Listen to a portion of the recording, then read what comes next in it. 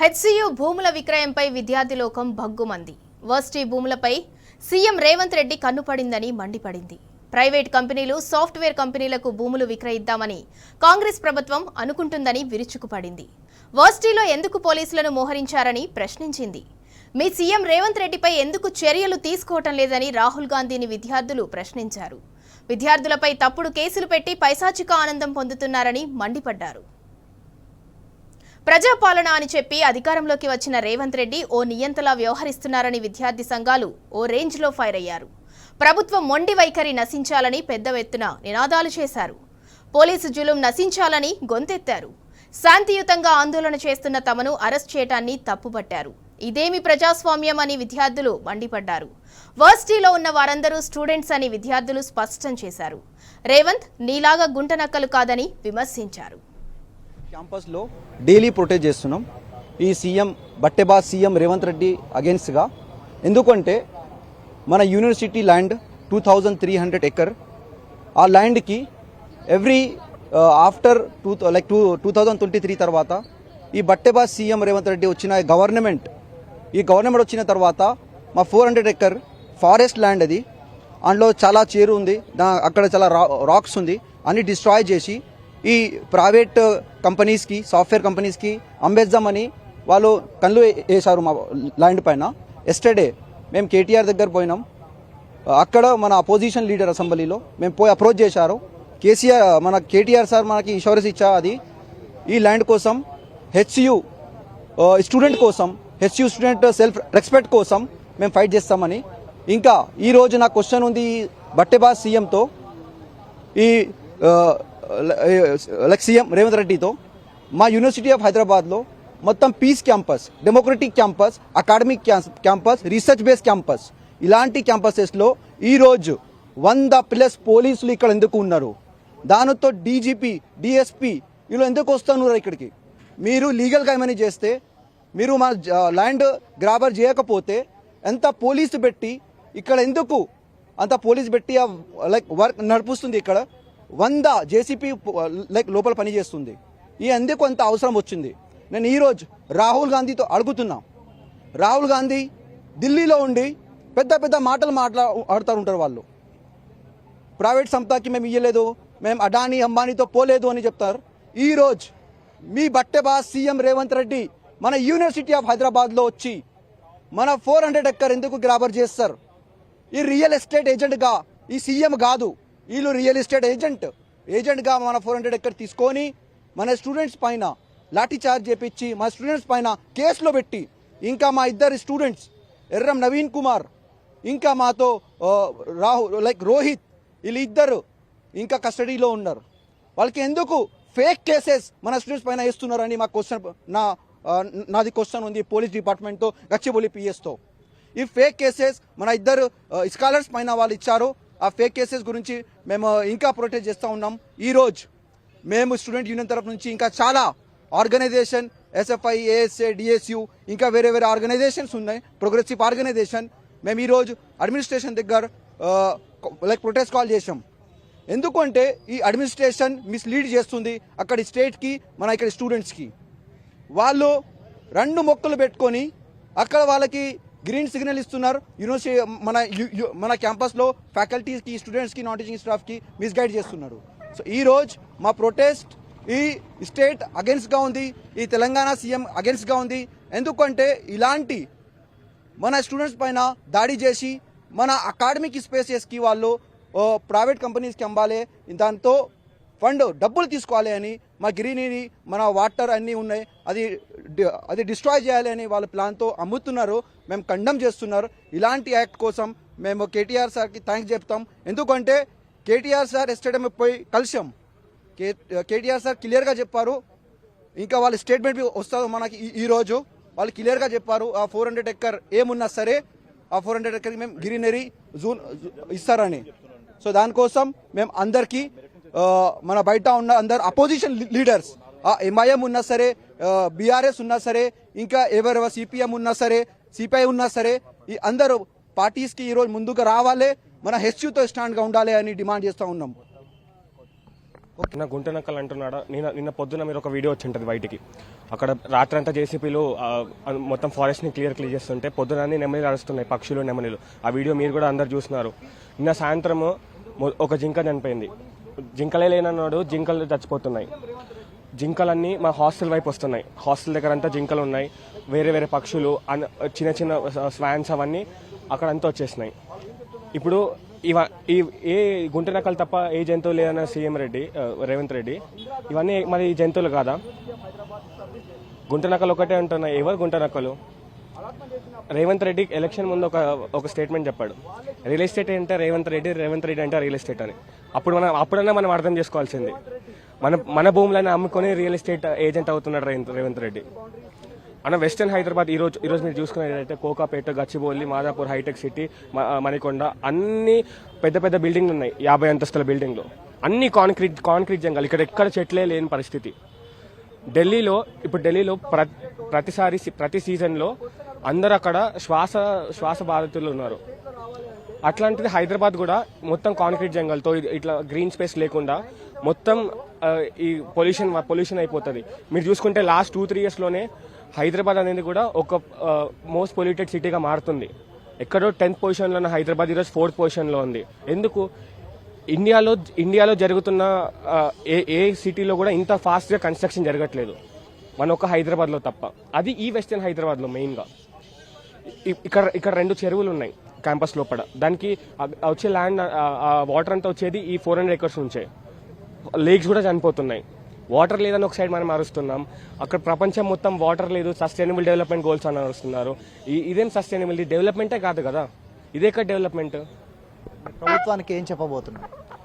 ప్రభుత్వానికి ఒక్కటే, మీ ప్రజాపాలన ఏంటో మనకు అస్సలు అర్థం కావట్లేదు. ఎంతమంది ఉన్నారన్న వెస్టర్న్ హైదరాబాద్ లో ప్రజలు?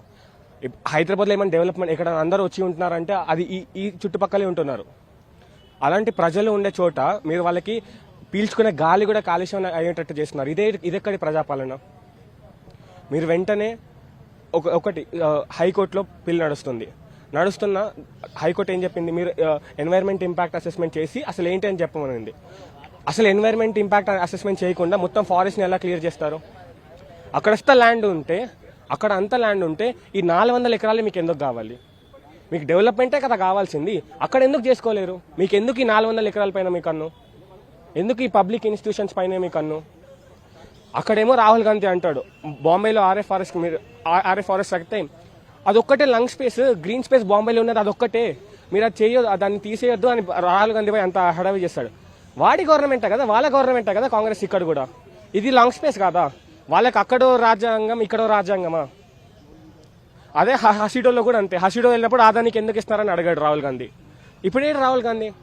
రోహిత్ వేముల అన్న చనిపోయినప్పుడు 2 సార్లు వచ్చినాడు నెలన్నర నుంచి కష్టపడుతున్నా, నెల నుంచి కొట్లాడుతున్నాం. ఇక్కడ ఒక్కసారి ఒక మాట రావడం వదిలేసేయండి, ఒక స్టేట్మెంట్ చేస్తుంది తప్పు అని చెప్పలేడా రాహుల్ గాంధీ? మేము అనుకునేదైతే వీళ్ళు ప్రభుత్వానికితో కుమ్మక్కయి ఏం మాట్లాడుకుంటూ ఉంటాం అనేది వాళ్ళ నిశ్శబ్దం అదే తెలియజేస్తుందని మేము అనుకుంటూ ఉంటాం. కాకపోతే ప్రొఫెసర్లు మాతో ఉన్నారు, మాతో పోరాడుతున్నారు, మాతో కలిసి. వాళ్ళ ప్రెజరేషన్ కూడా అడ్మిన్ మీద ఉంది. ఇవాళ మీరు పోరాటంలో చూస్తారు. కాబట్టి మేమేం చెప్తున్నామంటే ఈ పోరాటం ఇక ఇవాళతో ఆగేది కాదు, నడుస్తూనే ఉంటుంది. దానికి ఎస్సీయూ భూముల్ని రక్షించాలి, 400 ఎకరాల వేలాన్ని ఆపాలి, ఎస్సీయూని రక్షించాలి, పోలీసుల జులుం, రాష్ట్ర ప్రభుత్వం మొండి వైఖరి, అక్రమ అరెస్టులని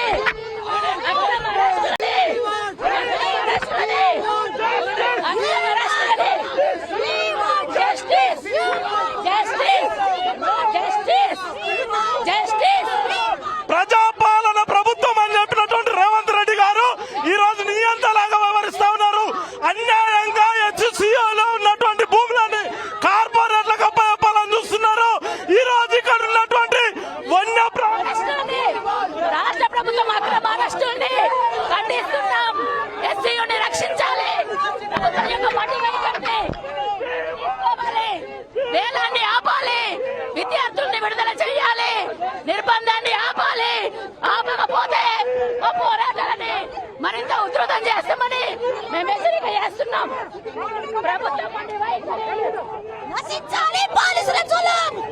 నశించాలి పోలీసుల జులుం, నశించాలి వైఖరి, ప్రభుత్వం మొండి వైఖరి, పోలీసుల జులుం, ప్రభుత్వం మొండి వైఖరి, నశించాలి పోలీసుల జులుం, నశించాలి పోలీసుల జులుం, నశించాలి రేవంత్ రెడ్డి ఖబర్దార్, వాయుల భూములని వేల పాటేస్తే ఖబర్దార్, ఖబర్దార్ పోలీసుల జులుం. కాదు, అతను హైదరాబాద్ సెంట్రల్ యూనివర్సిటీలో ఫుట్బాల్ ప్లేయర్ ఆడినప్పుడే ఈ 400 ఎకరాల మీద కన్నుబడ్డది. ఇది వేల ఎకరాలతో కూడింది. ఇక్కడ హైదరాబాద్ లో ఏడ భూమి లేనట్టు ఈ హైదరాబాద్ సెంట్రల్ యూనివర్సిటీలో ఒక విద్యార్థులు చదువుకునేదిలా ఓనీ ఏసీలో తెలిసారు. ఇది మొత్తం పోలీసు రాజ్యాంగం నడుస్తుంది. వెంటనే దీన్ని వెనక్కి తీసుకోవాలని సీఎం రేవంత్ రెడ్డి ఇల్లు ముట్టడి చేస్తామని ఖచ్చితంగా కబ్జా చేయనీయం. ప్రజా సంఘాల ఆధ్వర్యంలో ఖచ్చితంగా దీని పోరాటాలు చేస్తాం. పోలీసు జులుం నశించాలి, పోలీసు జులుం నశించాలి, నశించాలి. ఈ గుడి వైఖరి నశించాలి.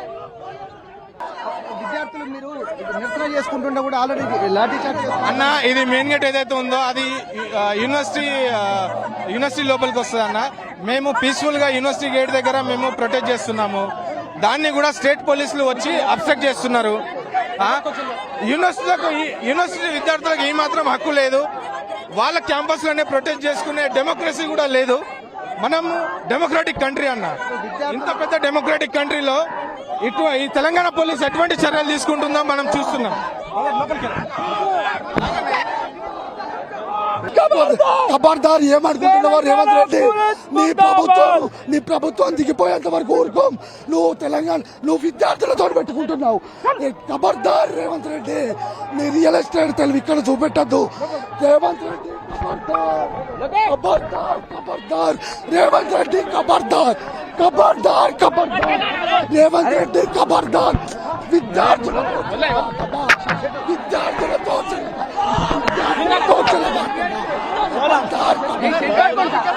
యూనివర్సిటీలో ఉన్న వాళ్ళందరూ ప్యూర్ గా స్టూడెంట్లు, నీ లెక్క గుంట నక్కలు కాదు, నీ లెక్క డిగ్రీ చదువుకున్న వాళ్ళు కాదు.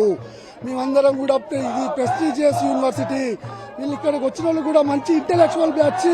నీ లెక్క డిగ్రీలు పాస్ అయ్యి గుంట నక్కలు కాదు, దొంగ మాటలు చెప్పి రియల్ ఎస్టేట్ బ్రోకర్లు కాదు. మేము ఈ హైదరాబాద్ సెంట్రల్ యూనివర్సిటీ అంటే దేశంలో ఒక ప్రెస్టీజియస్ యూనివర్సిటీ. గుంట నక్కల మాటలు చెప్పేది నువ్వు, పెద్ద గుంట నక్కలు. 4000 ఎకరాస్ ఎంతనో మినిమం. దానిలో ఏ బీడు భూములు ఏవి కూడా లేవా, ప్రాపర్టీస్ కానీ ఏవి కూడా పోయి గవర్నమెంట్ ప్రాపర్టీసే దొరికినాయి. ఎందుకు దానికి అడుగుతాడు, ఎవడు ఉన్నాడు కదా సీఎం, ఆయన చేతిలోనే పదవి, నచ్చింది చేసుకోవచ్చు. ఎవడాడని చెప్తాడు, ఎవడని అడ్డం చెప్తే ఇంకేముంది, గవర్నమెంట్ చేతిలో ఉంది. ఈ పోలీసులు ఏంది, పోలీసుల సిన్సియారిటీ ఏందో తెలుసా, చెప్పినట్టు చేయడం. ఇట్లా చెప్పింది అవుతుంది, అది చెప్పింది అవుడు చెప్పింది తప్ప రైటా ఆలోచించే అవసరం లేదంటావా. ఏ చెప్తా చేసేస్తారా, వాడు వచ్చి చెప్పినా అని చెప్పేసి తీసుకెళ్లి కేసులు పెట్టాడు. వాడి మీద కేసు పెట్టేయుడే. ఇప్పుడు చూడ గట్టిగా వాళ్ళు వస్తున్నారు, ఎంతమందిని తీసుకుపోయాడు. వాళ్ళ లైఫ్ ఉంటే కదా, స్టూడెంట్స్ కదా వాళ్ళు. ఏమన్నా రాబరీస్ చేసిండ్రా, లేకపోతే జైల్లో తిరిగి వచ్చిన వాళ్ళ దిమాగ్ ఉండాలి కొంచెం అన్న గవర్నమెంట్కి. అంతేగానన్నా అసలుకి ఎట్లా అంటే అడ్డం మాట్లాడకూడదు. వాళ్ళు అన్నదే వాదం, వాళ్ళ చేసిందే అంత అన్నట్టు చేస్తున్నారు. ఏం నచ్చలా. రేవంత్ రెడ్డి కామెంట్ చేస్తున్నాడు, ఇక్కడ యూనివర్సిటీ లోపల గుంట నక్కలు ఉన్నాయంటారు. దాని గుంట నక్కలు ఉన్నాయి అసలుకి. ఇన్ని కానీ వీడియోలు సోషల్ మీడియా చూడమను, బొంగులో న్యూస్ ఎడుకున్నా కానీ సోషల్ మీడియా ఉంది కదా, చూడమను. జింకలు నెమలిలు ఎన్ని కానీ ఉన్నాయి. నైట్ ఒక వీడియో వచ్చింది చూసింది కదా, ఎన్ని కానీ నెమలు నడుస్తున్నాయి. నాకు బూతులు వస్తున్నాయి అనకూడదు కానీ, పెద్ద మనిషి పేరు పెద్ద మనిషి పోతే బచ్చ బచ్చాలు తిడతారు. అబ్బా అది చూడాలి కదా కొంచెం అన్నా.